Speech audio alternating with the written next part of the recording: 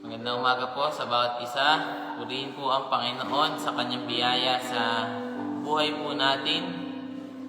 Kami po ngayon ay nandito po sa Galilee Mission Center, Tainan.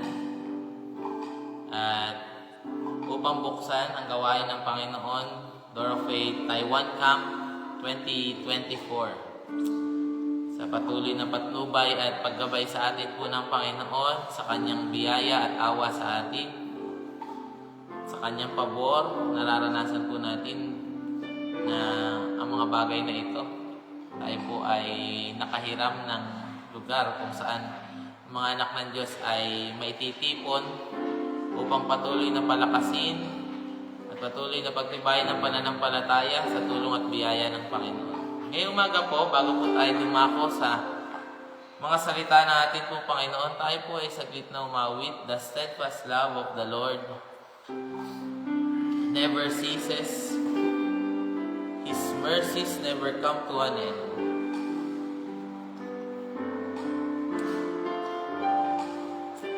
The steadfast love of the Lord never ceases.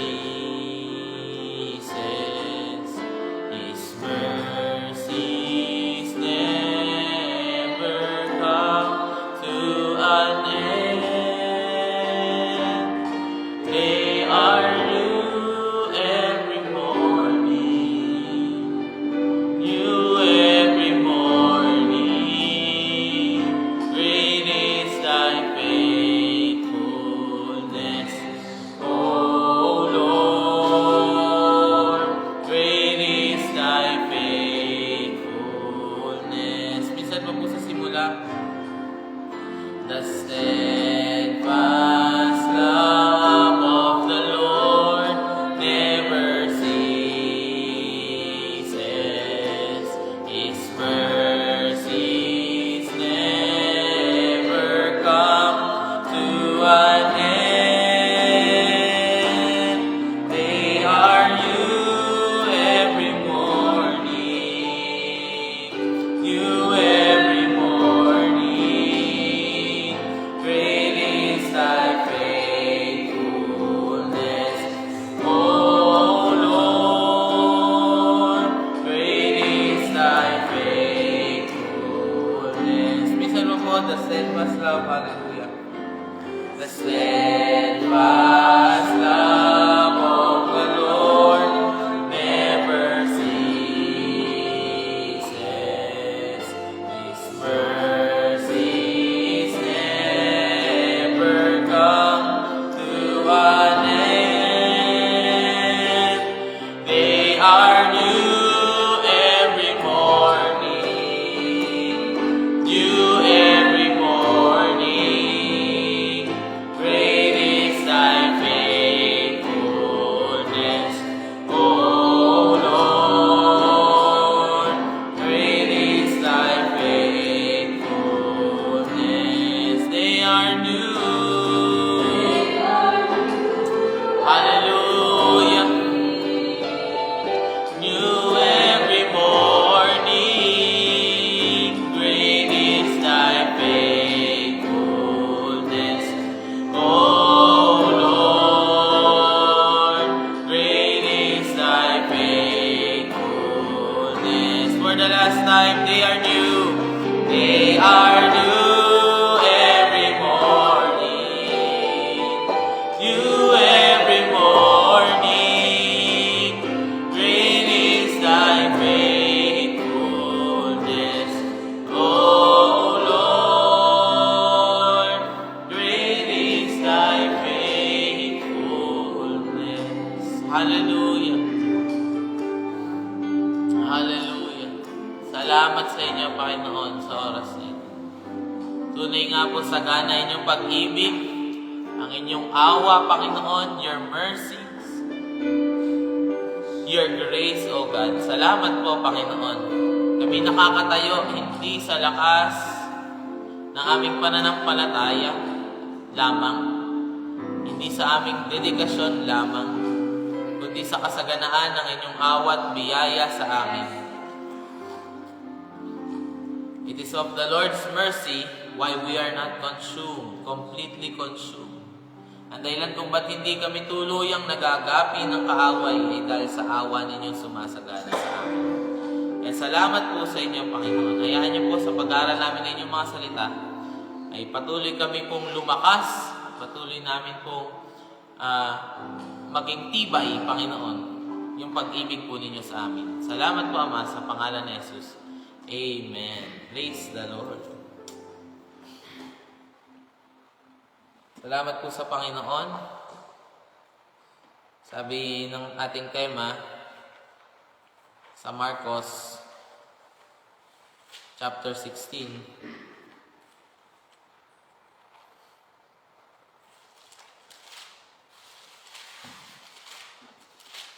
Marcos chapter 16 verse 15. Dito lang po muna tayo. Pero, sige po, verse 15 hanggang 16. Sabi po dito sa Marcos chapter 16, verse 15 to 16, sinabi ni Jesus sa kanila, pumunta kayo sa buong mundo at ipangaral ninyo ang magandang balita sa lahat ng tao. Ang lahat ng sasampalataya at magpapabautismo ay maliligtas, ngunit ang hindi sasampalataya ay parurusahan. Purihin po ang pagkabasa ng salita ng Diyos. Purihin po ang Panginoon sa kanyang mga salita. Ito po ay napakatindi na pahayag mula sa ating pong Panginoon. Dahil pagka ang Panginoon po natin ay nag-utos, ito po ay tiyak. At ang Panginoon po natin ay makikita natin sa mga salita na ito yung kanyang pag-ibig sa lahat. No, na hindi lang kayo na aking mga alagad, kundi yung mga tao pa na magsisisampalataya sa akin sa pamagitan ng inyong pangangaral. Sabi po ng John chapter 17. At nagpapasalamat tayo sa Panginoon. Bakit? Dahil tayo po ay binigyan ng Panginoon ng kanyang biyaya at opportunity na maging bearer ng mensahe na nakakapagligtas ng mga tao. Maraming katotohanan sa Biblia at maging katotohanan patungkol sa Panginoong Hesus, pero merong certain truths about Jesus that saves. Hindi lahat ng katotohanan sa Biblia ay nakakapagligtas, kagaya ng ang Diyos ay humati ng dagat. Katotohanan din iyon.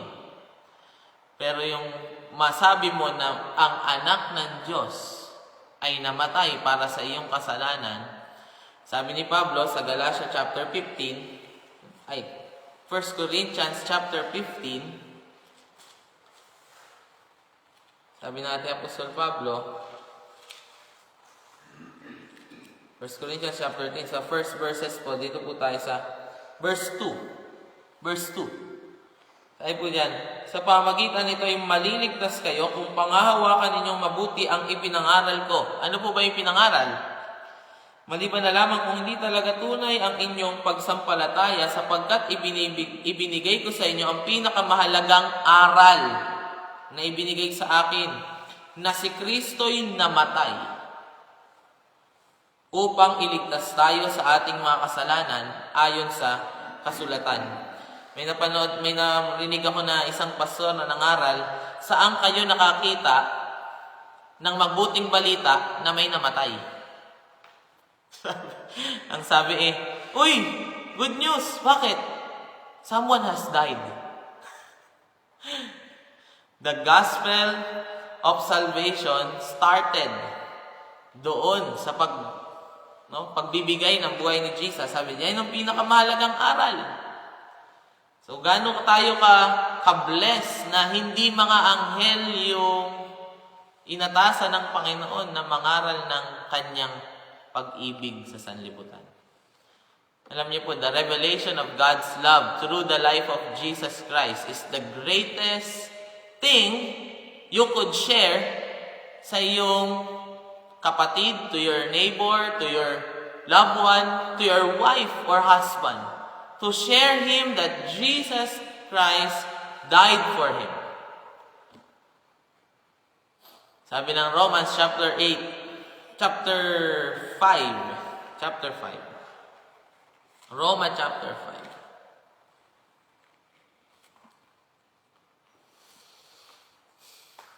Verse 6.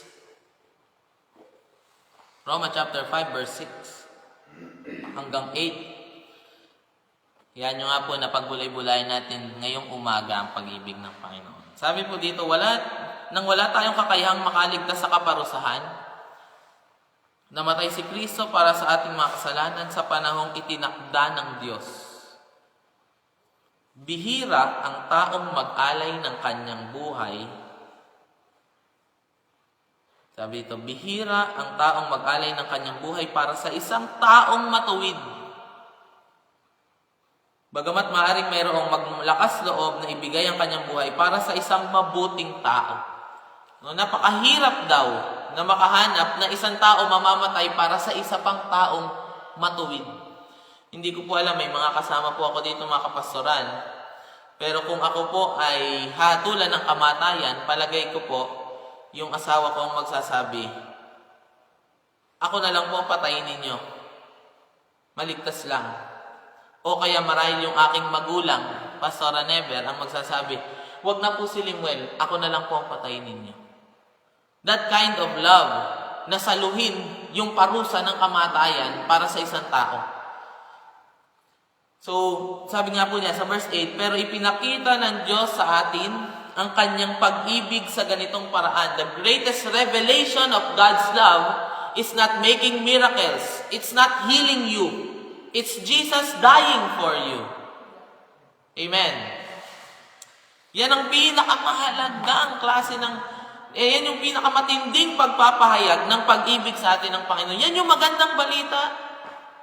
Hindi lang mabanghay niya ang Panginoong Jesus na, o ipahayag ninyo magandang balita na ako'y namatay na ako. Dahil mas hahaba yung verse. Meron marahil ito ay diniin sa kanila na ating Panginoon. O marahil nung panahon na yun na sinabi sa kanila ng Panginoon, sabi ni Jesus, marami pa sana akong gusto sabihin sa inyo, kaya lang hindi darating sa inyo yung revelation without the Holy Spirit. So Jesus is very minimal to the words.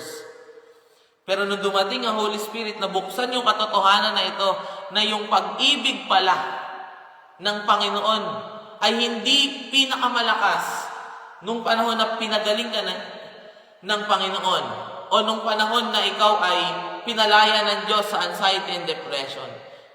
Ang pag-ibig pala ng Diyos ay nahayag nung kanyang anak nakapako sa krus. Sabi dito, sa panahon nung tayo'y makasalanan pa. Alam niyo po, kaya tayo minsan na kinakabahan sa by faith. Minsan kinakabahan tayo sa faith journey. No, we are not confident enough to stand in front of our situation claiming that God will move because we forget these things. While we are sinners, Christ died for us. Nung panahon na hindi ka pa pastor, nung panahon na wala ka pang ministry, minamahal ka na ni Jesus, ngayong naglilingkod ka sa Diyos, hindi mo kayang paniwalaan na mahal ka ni Jesus. May camp kayo, wala pa kayong pambayad. Hindi mo kayang paniwalaan na magpapadala ang Panginoon ng pambayad. Gayong gustong sabihin ng Panginoon, wala pang nag-aaral sa atin sa Bible school, minamahal na tayo ni Jesus.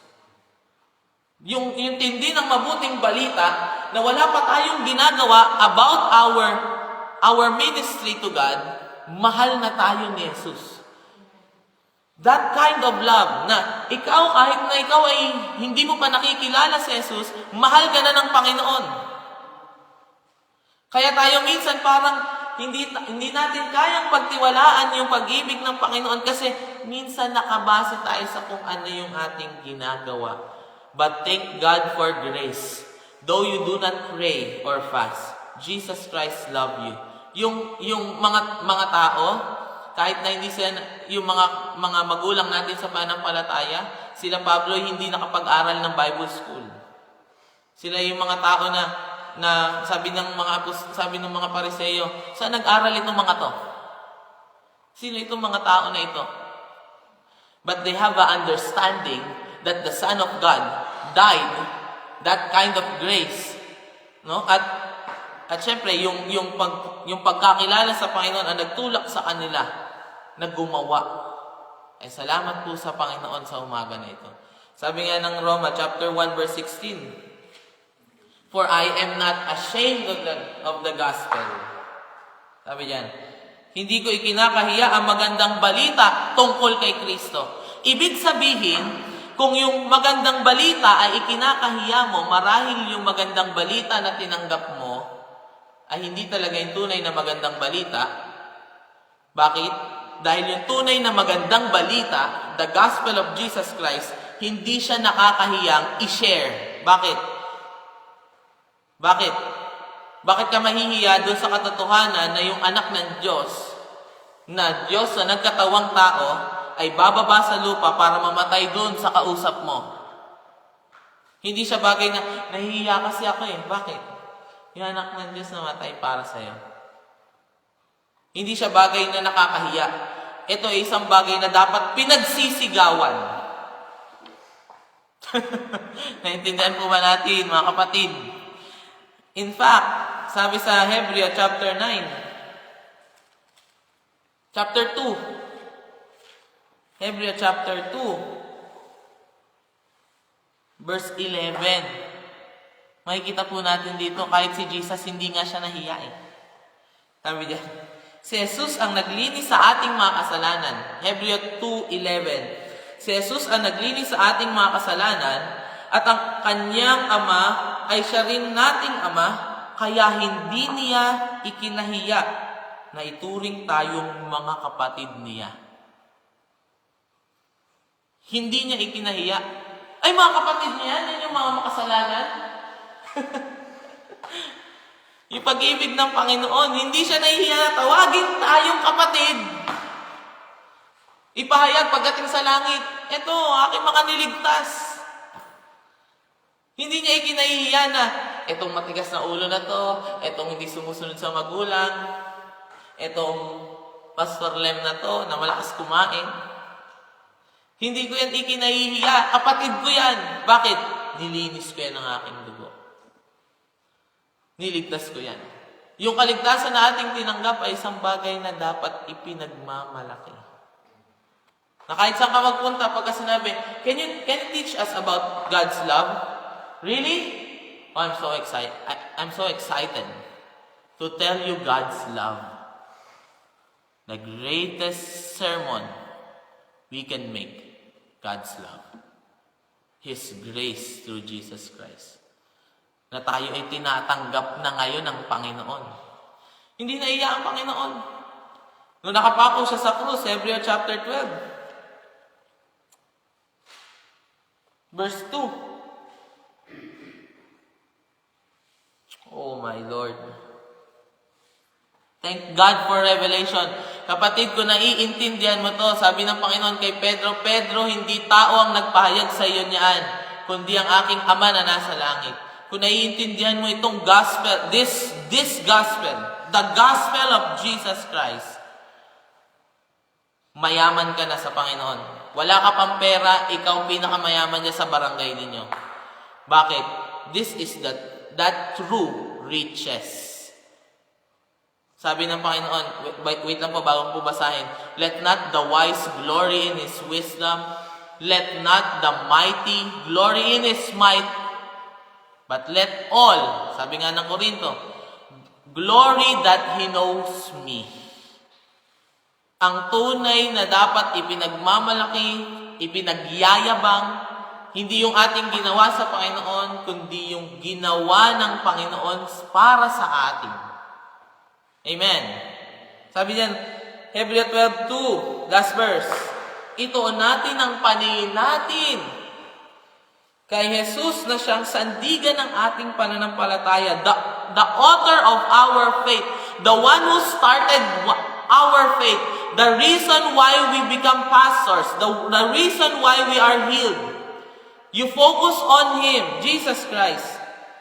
Sandigan ng pananampalataya natin mula sa simula hanggang sa katapusan. Tiniis niya ang paghihirap sa krus at hindi niya ito ikinahiya. Hallelujah! Siguro nag-iisip yung mga anghel, sabi ng Pedro, yung gospel daw, pinagsikapang maintindihan ng mga propeta at mga anghel.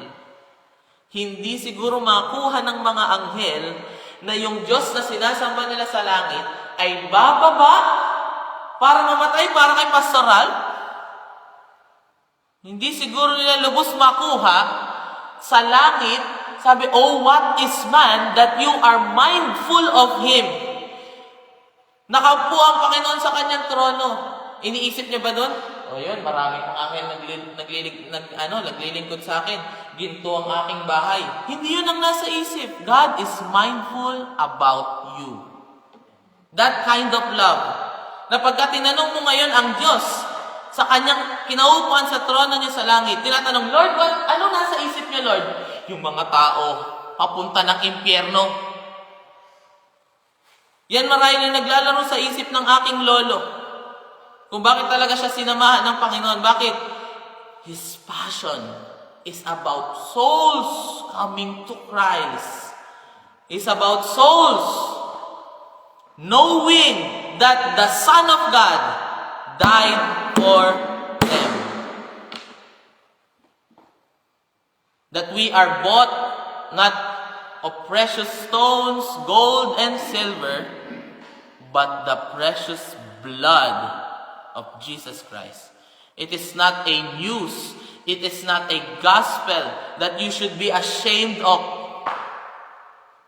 Kung naiintindihan natin ito, sobrang natin dapat ito ipagmalaki sa ating pamilya, sa ating mga katrabaho, na si Jesus ay namatay para sa akin. Purihin ang Panginoon. Tiniis niya ang paghihirap sa krus at hindi niya ito ikinahiya. Sabi siguro ng mga anghel, Lord, nahuhubaran kayo sa harapan ng mga tao. Hindi ko ikinahihiya na itong mga makasalanan na ito, itong may mga sakit na ito, na nangangailangan ng doktor, itong bayan na ito, na walang pastol. Ako magpapastol dito sa bayan na matigas na ulo. Ako ang magpapatawad. Hindi ka mapatawad ng magulang mo, hindi mo mapatawad yung sarili mo. I would like to tell you, Jesus is ready to forgive you.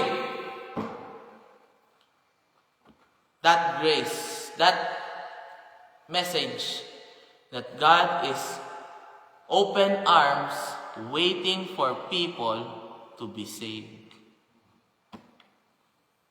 Kaya mga kapatid, panampalatayanan po nating tutugunan Diyos kung ang kanyang sariling anak ay hindi niya ipinagkait, Roma chapter 8, ano pa ang hindi kayang ibigay? Nakakahiya tayong mga lingkod ng Panginoon, tayong mga Kristiyano, kung iniisip natin hindi sisipot ang Diyos para sabihin natin na baka hindi nakikita ng Panginoon. Nakita nga ng Panginoon yung matagal nating problema na hindi natin alam. At sinulusyonan niya ito, hindi pa tayo mga anak ng Diyos. Mahal na tayo ni Jesus. Hindi pa tayo mga lingkod ng Panginoon. Hindi pa tayo marunong magmaneho para sa gawain ng Diyos. Minamahal ka na ni Jesus. Kasi nagdududa tayo pagka ang tiwala natin na sa ating mga ginagawa. Pero yung biyaya ng Panginoon, sobrang tindi nito. Na kahit nagaling ka sa pagkakasala, and you really believe na mahal ka ni Jesus. Sabi nga ng, hindi ko nalista, wala po akong sa Psalms chapter 13. Last na po. Salmo chapter 13 verse 5. Salmo 13 verse 5. Verse 5 and 6. Sige po. Basahin po natin. Sabi po diyan, Panginoon, naniniwala po ako na mahal niyo ako. Napakagandang verse. At ako ay nagagalak dahil iniligtas niyo ako. Panginoon, aawitan kita dahil napakabuti niyo sa akin mula pa noon. Hallelujah! Hallelujah! Awitan nga natin muli ang Panginoon. Sabi, naniniwala ako, Panginoon. Mahal niyo ako. Alam niyo po, ang pinakamatinding pananampalataya, hindi yung pananampalataya na makapagpapagaling. Pananampalataya na makakagawa ng himala. Yung mapaniwalaan mo na yung anak ng Diyos talagang namatay para sa'yo. Talagang mahal ka ng Diyos. Yan yung klase ng pananampalataya hindi kayang talunin ng kaaway. The faith in the Son of God who loved me and died for me. Sabi, I've been crucified with Christ. I no longer live, but Christ lives in me. The life that I live today, I live it by faith in the Son of God who loved me. Jesus, hallelujah. Jesus, hallelujah. Hindi mo ipagmamali sa kaaway na makakapagpagaling ako ngayon. Sa laki ng pananampalataya, kaya ko makapagpatayo ng building. No.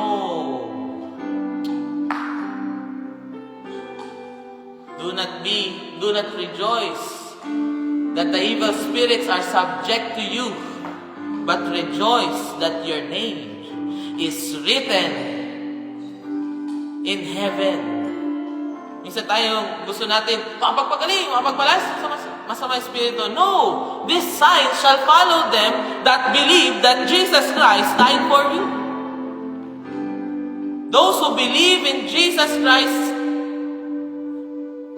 are the one who will enter the lesser graces. Praise the Lord. The steadfast love of the Lord never, hindi nangina, it never ceases. Oh, His mercy never come to an end. Oh, they are new every morning. Jesus is alive. You every morning. Great is thy faith. The atonement for your sins. It is an everlasting. It is an eternal atonement for us. Thy faithfulness, the steadfast love of the Lord. Yes! Let us rejoice in God's love today. Oh, His mercies never come to an end. They are new every morning. New every morning. Great is thy faithfulness.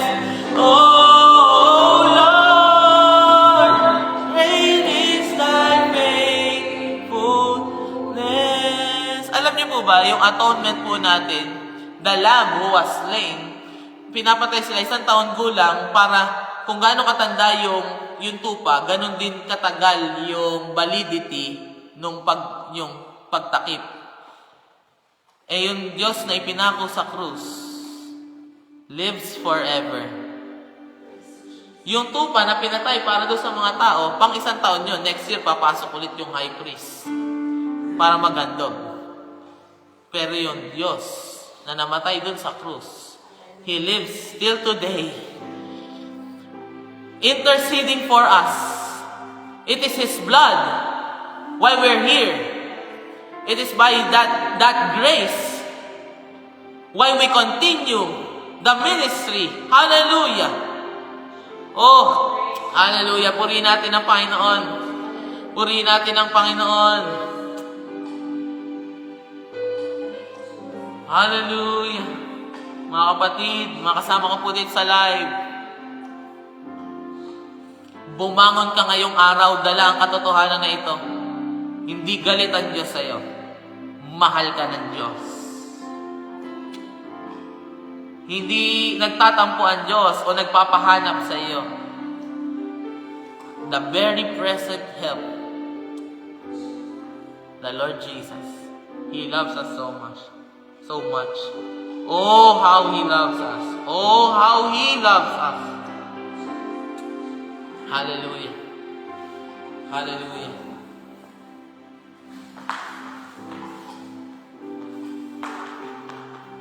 Hallelujah. Purihin ang Panginoon. Salamat sa Diyos sa dakilang pag-ibig ng ating Panginoon na tinanggap ng bawat isa sa atin at kahit kailanman, ito hindi mawawala sa puso ng bawat isa sa atin. Palagi nating mararanasan at hindi sinungaling ang ating Panginoon dahil siya'y palaging naghahayag ng katotohanan sa buhay ng bawat isa sa atin. At ang katotohanan na ito ay hatid niya ang dakilang pag-ibig niya para sa bawat isa sa atin. At ang pag-ibig na ito ang nakapagbibigay sa atin ng lakas para tayong lahat ay magpatuloy, para tayong lahat ay umabot pa ng mga maraming kaluluwa, para tayong lahat ay makapaglingkod ng may katapatan. Kaya't salamat sa Diyos, purihin ng Panginoon, maging ang gawain na ito ay hatid ng dakilang pag-ibig ng ating Panginoon. Purihin at dakilain ang ating Panginoon. Maraming salamat po sa ating Panginoon. Ang Diyos po ay patuloy na nangungusap sa puso ng bawat isa sa atin. Hayaan po natin, buksan natin ang ating mga puso upang tanggapin ang dakilang mensahe ng ating Panginoon. Walang iba kundi ang kanyang pag-ibig, ang kanyang kaligtasan sa bawat isa sa atin. Purihin ang ating Panginoon. Nagpapasalamat po ako sa Panginoon sa araw na ito. At ngayon po ang pasimula ng camp meeting dito po sa Door of Faith, Taiwan. At kasalukuyan po kami ngayon ay binayayaan ng Diyos upang magamit ang lugar na ito dito po sa Galilee Mission Center, Ijing, Tainan. Purihin ang Panginoon dahil gumagamit siya ng mga tao na magiging daluyan ng kanyang biyaya para tayo po ay makapagganap ng gawain. At sa araw na ito po ay darating po yung ating mga kapatid mula po sa South at sa North. Maya-maya lang po ay naririto na sila. At asahan po natin na ang Diyos ay kikilos at ang Diyos ay magpapahayag at ang banal na Espiritu Santo ay magpupuno, kakatagpo ng ating mga hangarin. Kaya mula pa lang ngayon o doon pala sa mga nakaraang araw ay ito na po yung aming panalangin na sa lahat ng ano pa mang iniisip o alalahanin, pangangailangan, higit sa lahat, yung kapunuan ng banal na Espiritu Santo at patuloy tayong magamit ng ating Panginoon. Salamat po. At kami po ay nagpapasalamat din sa mga kasama naming nananalangin, ng mga pastor, mga iglesia at mga kapatid kay Kristo. Ganoon din sa mga patuloy na nag-aabot ng kanilang tulong. Purihin ang ating Panginoon sa kanilang mga buhay. Salamat din sa Panginoon sa Espiritu ng pagkakaisa. At ito po yung patuloy nating hilingin sa Panginoon na dumaloy ang Espiritu ng pagmamahalan, pag-uunawaan at pag-ibig sa bawat isa, Espiritu ng pagkakaisa. At hayaan natin na ang lahat ng ito ay magbigay kadakilaan, kapurihan sa pangalan ng ating Panginoon. Hindi sa lakas ng tao, kundi sa kapangyarihan ng banal na Espiritu Santo. Kaya tayong lahat ay magtatagumpay. Kaya salamat po sa Panginoon. Minsan po ay tayo pa po ay manalangin Ama, salamat po sa inyo, O Diyos, sa umagang ito. Pinapupurihan namin kayo at niluluwalhati, O Diyos. Salamat sa inyong kabutihan, katapatan sa buhay namin. Kaya't kami naririto, Panginoon. Hindi dahil sa aming kagalingan, hindi dahil sa aming lakas, hindi dahil sa aming kaalaman, Panginoon, kundi dahil sa pagkilos ng inyong banal na Espiritu Santo sa buhay ng bawat isa sa amin. Dinadakila namin, niluluwalhati namin ang inyong pangalan dahil kayo Diyos na mabuti at tapat. Kayo Diyos, Panginoon, na nagkakaloob ng mga mabubuting bagay sa buhay ng bawat isa sa amin. Higit sa lahat, O Diyos, tinanggap namin ang inyong dakilang pagliligtas, dakilang kaligtasan, Panginoon, sa pag-ibig ninyo sa bawat isa sa amin. Ama, purihin kayo, Panginoon. Kayo patuloy na kumatagpo na mga hangarin ng puso ng inyong mga anak na darako dito, Panginoon, sa lugar na ito. Maging doon sa mga kasama namin, Panginoon, na hindi man sila makararating, Panginoon, ngunit alam ko, O Diyos, hindi maiksi ang inyong kamay upang sila'y abutin, Panginoon, at katagpuin. Kaya't nagpapasalamat kami, O Lord. Alam namin kayo'y kikilos, mangungusap, at magpupuno, Panginoon, sa aming mga puso. Purihin kayo, O Diyos. Siniling ko ang inyong pag-iingat, Panginoon, dun sa mga campers na magbabiyahe po ngayong umaga. Ingatan niyo po sila, Panginoon. Hayaan ninyong punuin niyo sila ng inyong kagalakan, ng inyong spirito, Panginoon, sa kanilang pagbabiyahe, Panginoon. Hawiin po ninyo, Panginoon, anumang binabanta ng kaaway sa pangalan ni Jesus. Balutin ninyo ang bawat isa ng inyong presensya, ng inyong banal na dugo. At inaangkin ko po, Panginoon, patuloy po kaming magkaroon, O Diyos, ng desire, Panginoon, na kayo'y katagpuin sa lugar na ito, Panginoon. At alam po, hindi nyo kami bibiguin, Panginoon, dahil kayo Diyos na mabuti. Purihin kayo, Panginoon. Lord, salamat po sa katagumpayan ng inyong gawain, dahil ito, Panginoon, ay para sa inyo, O Diyos. Sa inyo lang ang papuri, sa inyo lang ang pagdakila, sa pangalan ni Jesus, sa pangalan ni Jesus. Amen. Purihin po ang Panginoon. Salamat po. Kasalukuyan po kami ngayon. Naririto po sa pinaka main hall po. Main hall po ng Door of Faith Galilee. Kami pa lang po ang naririto upang maganda po ng ilang mga pangangailangan. Salamat po sa Panginoon. God bless po sa inyo. Kita-kita po tayo mamaya, mga campers, at para po doon sa ating mga kapatid na hindi pa po makakarating mamaya, patuloy po kayong ingatan ng Diyos at pagpalain. At sa mga kapatid po namin na hindi rin po makakadalo, ay alam ko na ang Diyos ang magpupuno sa inyo at makapagpatuloy po kayong sumabaybay sa mga live na gawain. Purihin po ang Panginoon. God bless po sa inyong lahat. See you soon. Pagpalain po tayong lahat ng ating Panginoon.